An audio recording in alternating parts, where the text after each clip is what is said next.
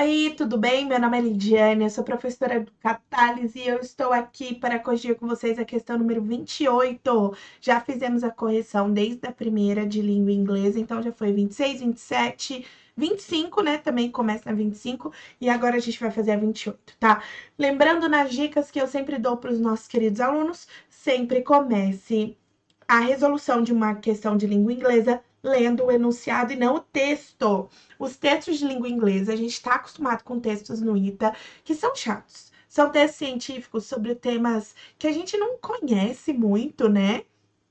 Ou até que a gente nunca ouviu falar, mas de uns anos para cá eles vêm mudado esses textos, a qualidade dos textos e também o significado deles. Às vezes são textos bem relevantes, textos que têm a ver com assuntos que estão em pauta, como no ano passado e neste ano, né? Ano passado falaram sobre política.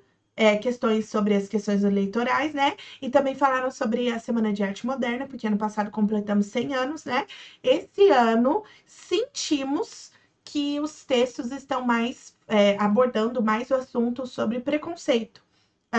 Aqui a gente tem textos sobre preconceito racial, sobre misoginia, tá? Então é interessante que a gente foque também nos assuntos principais. Mas na questão 28, aí vem, né, o porquê eu falo leia o enunciado primeiro. Porque na questão 28 a gente não precisa ler o texto.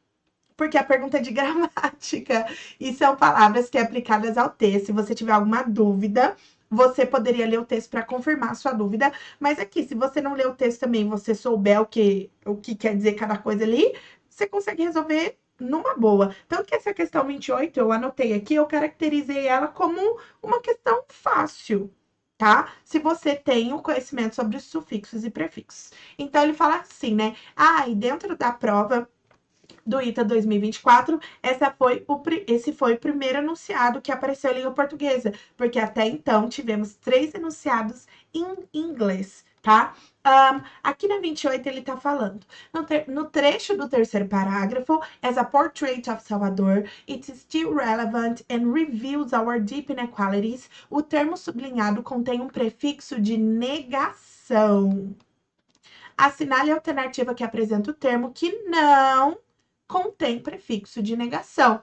Então, dentro dessas palavras, você tem que analisar quais não expressam negação. Então, a gente tem dishonest, illogical, impact, irreversible e unlucky. Bom, na nossa aula de sufixos e prefixos, a gente aprendeu que para você identificar se uma palavra é composta por um prefixo ou não, primeiro você tem que identificar a palavra raiz, a root word. Aqui na palavra dishonest, a palavra raiz é honest. Então, honest quer dizer o quê? Honesto. Dishonest quer dizer o quê? Desonesto. Bem parecido com o português. A gente poderia dizer até que é um cognato, né? Então, esse dis aqui, ele entra como um prefixo de negação. Illogical, qual que é a palavra raiz aí, né? Logical, do logical reasoning, de lógica. Bom, quando eu adiciono eu sei que tá se tornando ilógico, ou seja, tá negando. Impact. Se eu pegar a palavra raiz, é pact. Mas o pact, ele se torna pacto. E o im se torna impacto. Mas ambas as palavras não têm conexão semântica, ou seja, elas não têm uma conexão de sentido. Então, o pacto é uma coisa que você pode estabelecer entre um grupo ou com pessoas, né?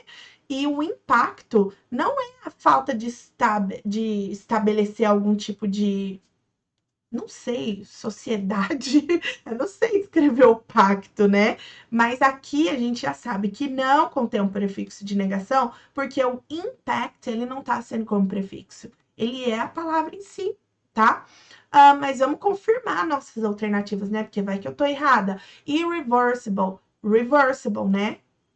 Então, uma coisa que você pode reverter, você pode ir reverter. Nesse caso, o uso do prefixo é só a letra I, tá? Mas aí, por umas regrinhas de concordância, a gente dobra a letra. E o unlucky, a gente sabe que ele é um prefixo de negação, unlock, né? Understand. E daí a gente tem a palavra luck, de sorte, e o y, que entra como sufixo para transformar a classe dessa palavra. Então, a gente já entendeu que aqui o prefixo de negação está em impact, porque esse am não transforma a palavra numa negação dentro de um mesmo sentido, mas na verdade ele transforma a palavra em uma outra palavra, tá? Então, o impact ele não é uma palavra formada por prefixo. E é isso aí. Fica aí atento para a correção das próximas questões.